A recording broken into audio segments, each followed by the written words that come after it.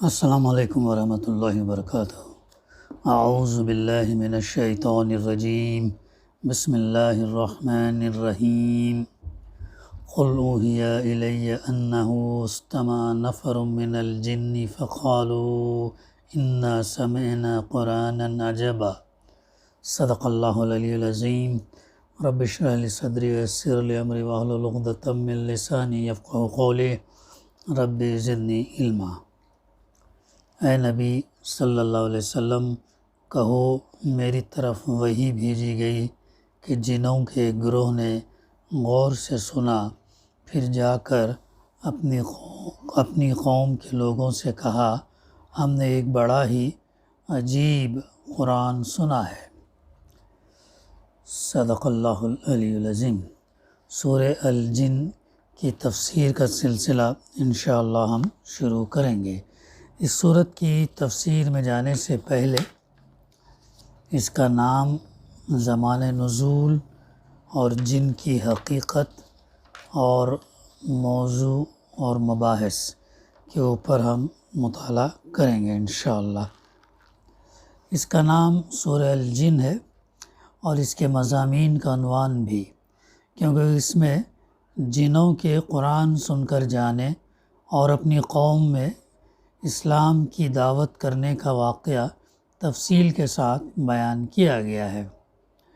زمان نزول کے متعلق بخاری اور مسلم میں حضرت عبداللہ بن عباس رضی اللہ کی روایت ہے کہ رسول اللہ صلی اللہ علیہ وسلم اپنے چند اصحاب کے ساتھ بازار اوکاس تشریف لے جا رہے تھے۔ راستے میں نخلا کے مقام پر آپ صلی اللہ علیہ وسلم نے صبح کی نماز پڑھائی۔ اس وقت جنوں کا ایک گروہ ادھر سے گزر رہا تھا۔ تلاوت کی آواز سن کر وہ ٹھہر گیا اور غور سے قرآن سنتا رہا۔ اسی واقعے کا ذکر اس سورے میں کیا گیا۔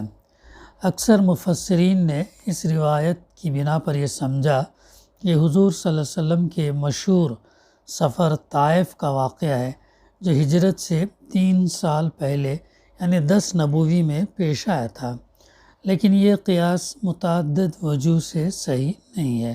مفسر لکھتے ہیں، طائف کے اس سفر میں جنوں کے قرآن سننے کا جو واقعہ پیش آیا تھا، اس کا قصہ سورہ احقاف آیت نمبر 29 سے 32 میں بیان کیا گیا ہے۔ ان آیات پر ایک نگاہ ڈالنے سے معلوم ہو جاتا کہ اس موقع پر جو جن قرآن مجید سن کر ایمان لائے تھے، وہ پہلے سے حضرت موسیٰ علیہ السلام اور سابق کتب آسمانی پر ایمان رکھتے تھے۔ اس کے برعکس اس سورے کی آیت 2 سے 7 سے صاف ظاہر ہوتا کہ اس موقع پر قرآن سننے والے جن مشرکین اور منکرین آخرت اور رسالت میں سے تھے۔ پھر یہ بات تاریخ سے ثابت ہے کہ طائف کے اس سفر میں اللہ کے رسول صلی اللہ علیہ وسلم حضرت زید بن حارثہ کے سوا اور کوئی ان کے ساتھ نہ تھا۔ بخلاف اس کے اس سفر کے متعلق ابن عباس رضی اللہ فرما رہے ہیں کہ اس میں چند صحابہ آپ کے ساتھ تھے۔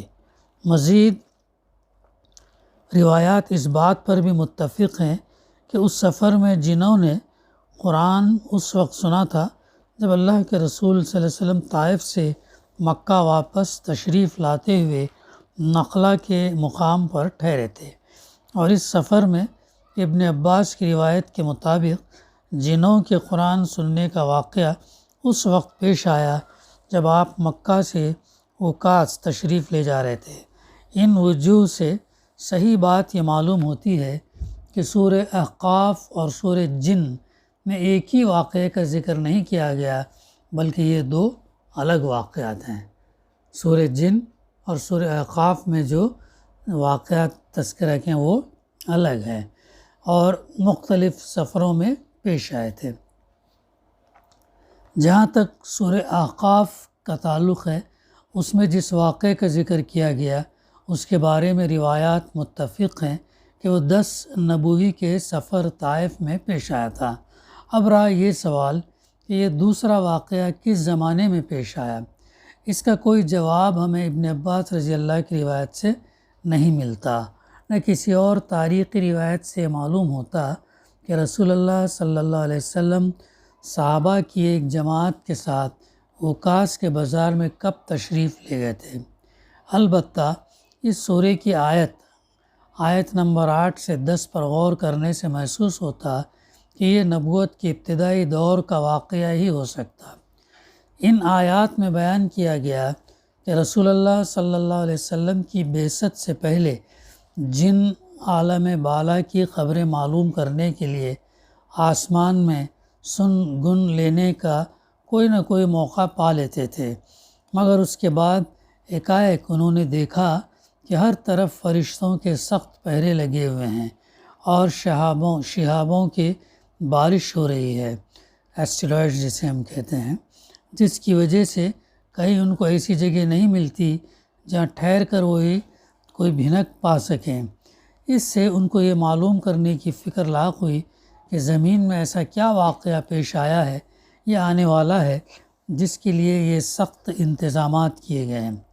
غالباً اسی وقت سے جنوں کے بہت سے گروہ اس تلاش میں پھرتے رہے ہوں گے، اور ان میں سے ایک گروہ نے اللہ کے رسول صلی اللہ علیہ وسلم کی زبان مبارک سے قرآن مجید سن کر یہ رائے قائم کی ہوگی کہ یہی وہ چیز ہے جس کی خاطر جنوں پر عالم بالا کے تمام دروازے بند کر دیے گئے ہیں۔ یہ تھا اس کا زمان نزول کے متعلق جو بات ہمارے سامنے تفسیر کے ذریعے سے آئی ہے۔ آگے جن کی حقیقت۔ مفسر لکھتے ہیں، اس سورہ کا مطالعہ شروع کرنے سے پہلے یہ جان لینا ضروری ہے کہ جنوں کی حقیقت کیا ہے، تاکہ ذہن کسی الجھن کے شکار نہ ہو۔ موجودہ زمانے کے بہت سے لوگ اس غلط فہمی میں مبتلا ہیں کہ جن کسی حقیقی چیز کا نام نہیں ہے، بلکہ یہ بھی پرانے زمانے کے اوہام خرافات میں سے ایک بے بنیاد خیال ہے۔ یہ رائے انہوں نے کچھ اس بنا پر قائم نہیں کی کہ کائنات کی ساری حقیقتوں کو وہ جان چکے ہیں اور انہیں یہ معلوم ہو گیا کہ جن کہیں موجود نہیں ہیں۔ ایسے علم کا دعویٰ وہ خود بھی نہیں کر سکتے، مگر انہوں نے بلا دلیل یہ فرض کر لیا ہے کہ کائنات میں بس وہی کچھ موجود ہے جو ان کو محسوس ہوتا ہے۔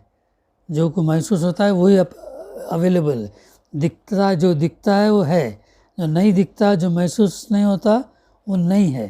ایسا ان کی ذہنیت بن گئی، حالانکہ انسان کے محسوسات کا دائرہ اس عظیم کائنات کی وسعت کے مقابلے میں وہ نسبت بھی نہیں رکھتا جو سمندر کے مقابلے میں خطرے کی نسبت ہے۔ یہاں جو شخص یہ سمجھتا ہے کہ جو کچھ محسوس نہیں ہے وہ موجود نہیں ہے اور جو موجود ہے اسے لازماً محسوس ہونا چاہیے، وہ دراصل خود اپنے ذہن کی تنگی کا ثبوت دیتا ہے۔ یہ طرز فکر اختیار کر لیا جائے تو ایک جن ہی کیا انسان کسی ایسی حقیقت کو بھی نہیں مان سکتا جو براہ راست یعنی ڈائریکٹلی اس کے تجربے اور مشاہدے میں نہ آتی ہو، اور اس کے لیے اللہ تک کا وجود قابل تسلیم نہیں ہے، کجا کہ وہ کسی اور غیر محسوس حقیقت کو تسلیم کرے۔ مسلمانوں میں سے جو لوگ اس طرز فکر سے متاثر ہیں مگر قرآن کا انکار بھی نہیں کر سکتے، انہوں نے جن اور ابلیس اور شیطان کے متعلق قرآن کے صاف بیانات کو طرح طرح کی تعویلات کا تختہ مشق بنایا ہے۔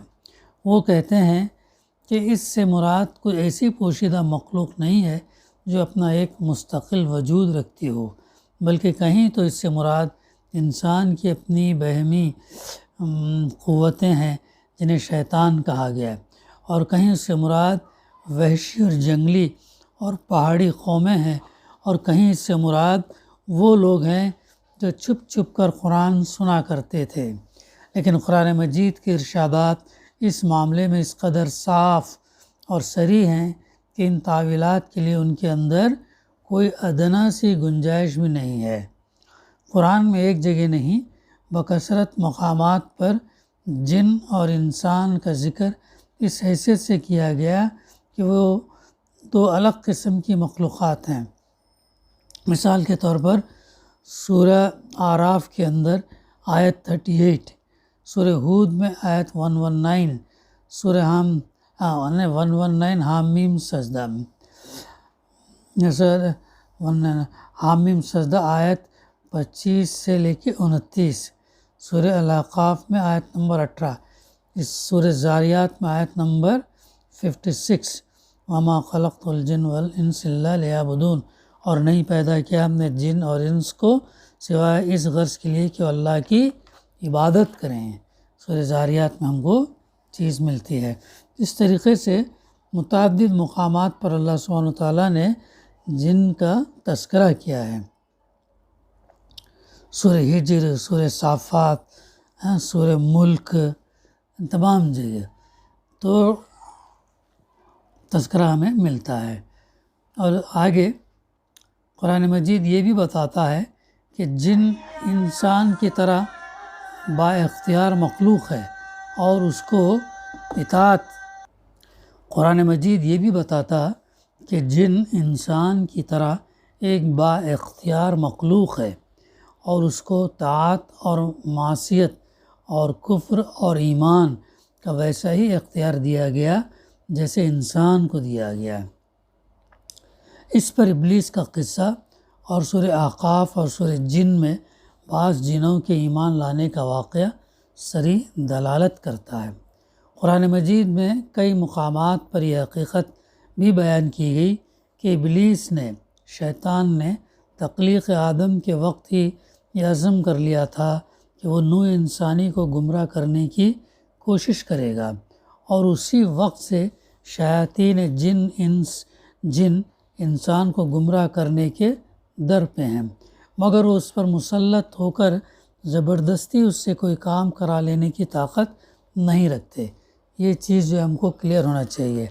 شیطان اور جن جو نافرمان ہیں، وہ زبردستی کام جو ہے کرا لینے کی طاقت ان کے اندر نہیں ہے، بلکہ وہ اس کے دل میں وسوسے ڈالتے ہیں، خیالات پیدا کرتے ہیں، اس کو بہکاتے ہیں اور بدی اور گمراہی کو اس کے سامنے خوشنما بنا کر پیش کرتے ہیں۔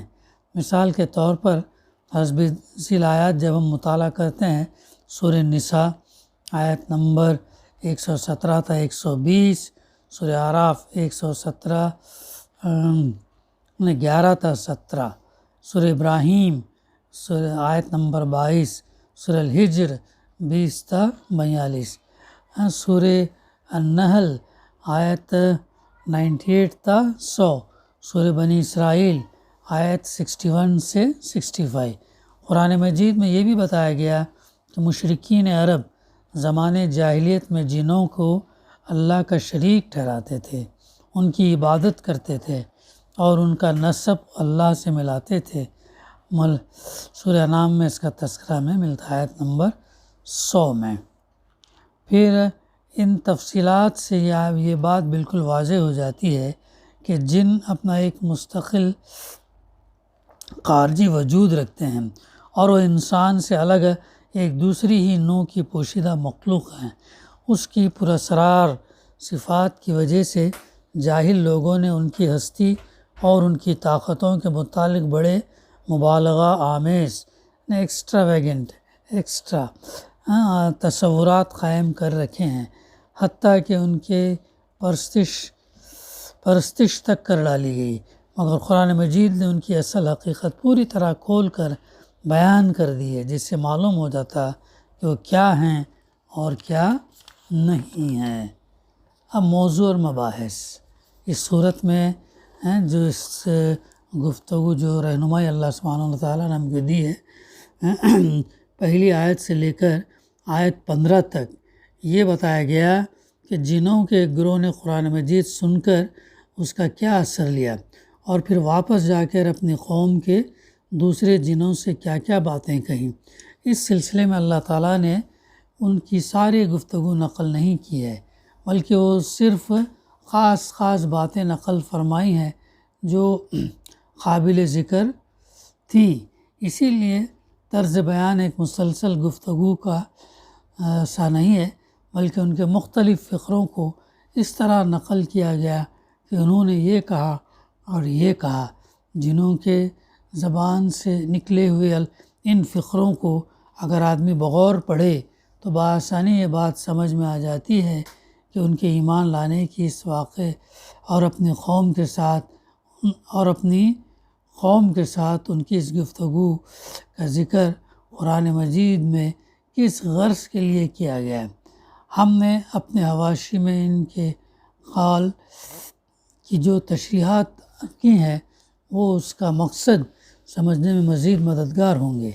اس کے بعد آیت 16 سے 18 تک لوگوں کو فہمائش کی گئی کہ وہ شرک سے باز آ جائیں اور راہ راست پر ثابت قدمی کے ساتھ چلیں تو ان پر نعمتوں کی بارش ہوگی، اور اللہ کی بھیجی ہوئی نصیحت سے منہ موڑنے کا انجام یہ ہوگا کہ وہ سخت عذاب سے دوچار ہوں گے۔ پھر آیت 19 سے 23 تک کفار مکہ کو اس بات پر ملامت کی گئی کہ جب اللہ کا رسول دعوت اللہ کی آواز بلند کرتا ہے تو اس پر ٹوٹ پڑنے کے لیے تیار ہو جاتے ہیں، حالانکہ رسول کا کام صرف اللہ کے پیغامات پہنچا دینا ہے۔ وہ اس بات کا مدعی بھی نہیں ہے کہ لوگوں کو نفع یا نقصان پہنچا دینا ہے، اس کے اختیار میں ہے۔ پھر آیت 24 سے 25 میں کفار کو متنبہ کیا کہ آج وہ رسول کو بے یار اور مددگار دیکھ کر اسے دبا لینے کی کوشش کر رہے ہیں، لیکن ایک وقت آئے گا جب انہیں معلوم ہو جائے گا کہ اصل میں بے یار مددگار کون ہے۔ وہ وقت دور ہے یا قریب ہے، رسول کو اس کا علم نہیں، مگر بہرحال اسے آنا ضرور ہے۔ آخر میں لوگوں کو بتایا گیا کہ عالم الغیب صرف اللہ تعالیٰ ہے، رسول کو صرف وہ علم حاصل ہوتا ہے جو اللہ تعالیٰ اسے دنیا میں دینا چاہتا ہے۔ یہ علم ان امور سے متعلق ہوتا ہے جو فرائض پر رسالت کی انجام دہی کے لیے ضروری ہوتے ہیں، اور یہ علم ایسے محفوظ طریقے سے دیا جاتا ہے جس میں کسی بیرونی مداخلت کا امکان بھی نہیں ہوتا۔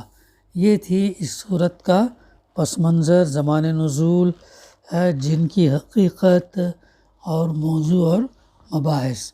تو جو اگر سمجھ میں نہیں آیا تو دوبارہ جو ہے اس کا ویڈیو سن کر ان سے اور کلیئرٹی جو ہے ہم حاصل کر سکتے ہیں۔ اب انشاءاللہ نیکسٹ اس سورت کا تفسیر کا سلسلہ ہم شروع کریں گے۔ اللہ تعالیٰ ہمارے گناہوں کو معاف فرما، ہمارے روزوں کو قبول فرما، ہمیں مرے دم تک عزت سے رکھ، مرنے کے بعد بھی عزت سے رکھ، کسی کا محتاج نہ بنا سوائے تیرے، صدیقین، شہداء، صالحین میں سے اٹھا، عافیت میں رکھ، سلامتی میں رکھ۔ ربنا تقبل منا انک انت السمیع العلیم وتب علینا انک انت التواب الرحیم۔